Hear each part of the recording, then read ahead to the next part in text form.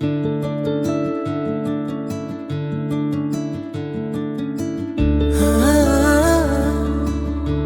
நாள் காட்டுல வெயில் அதிகமா இருந்துச்சாம். ஒரு காகம் வானத்துல பறந்துட்டு இருந்துச்சாம். அதுக்கு ரொம்ப தண்ணீர் தாகமா இருந்துச்சாம். எங்க தேடியும் அதுக்கு தண்ணீர் கிடைக்கவே இல்லையாம். அப்போ ஒரு மரத்துக்கு கீழே ஒரு மண்பானைய பார்த்துச்சாம். உடனே காகம் இதுல கண்டிப்பா தண்ணீர் இருக்கும் அப்படின்னு நினைச்சுக்கிட்டு ரொம்ப ஆசையா அந்த மண்பானைய எட்டி பார்த்துச்சாம். ஆனா அந்த பானையில கொஞ்சம் தண்ணீர் மட்டும்தான் இருந்துச்சாம். உடனே அந்த காகம் அதோட மூக்கால தண்ணீர் குடிக்க முயற்சி பண்ணுச்சாம். ஆனா அதுக்கு தண்ணீர் எட்டவே இல்லையாம். இப்போ என்ன பண்ணலாம் அப்படின்னு காகம் யோசிக்க ஆரம்பிச்சுதா. அப்போ காகத்துக்கு ஒரு நல்ல யோசனை வந்துச்சா. பானைய சுத்தி நிறைய கற்கள் கிடந்துச்சா. அதையெல்லாம் ஒண்ணு ஒண்ணா எடுத்து அந்த பானைக்குள்ள போட்டுச்சாம்.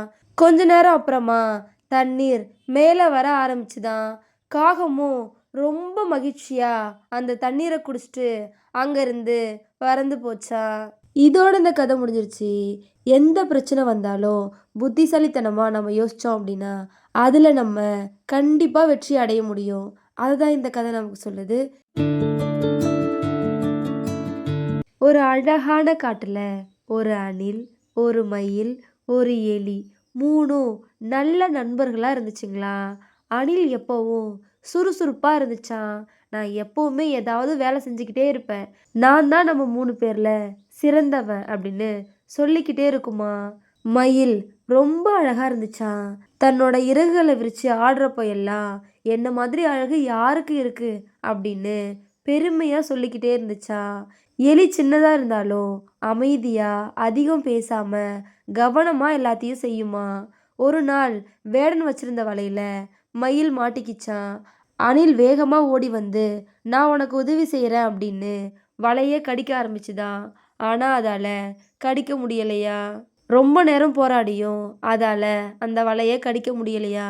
இந்த விஷயம் தெரிஞ்ச எலி அந்த இடத்துக்கு வந்து அமைதியா அதோட கூர்மையான பற்களால வலைய கொஞ்சம் கொஞ்சமா கடிக்க ஆரம்பிச்சுதான்.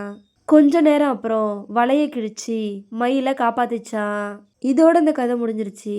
அழகும் வேகமும் மட்டும் போதாது. சரியான திறமைய சரியான நேரத்துல பயன்படுத்துறவங்க தான் உண்மையான புத்திசாலி. அதை தான் இந்த கதை நமக்கு சொல்லுது.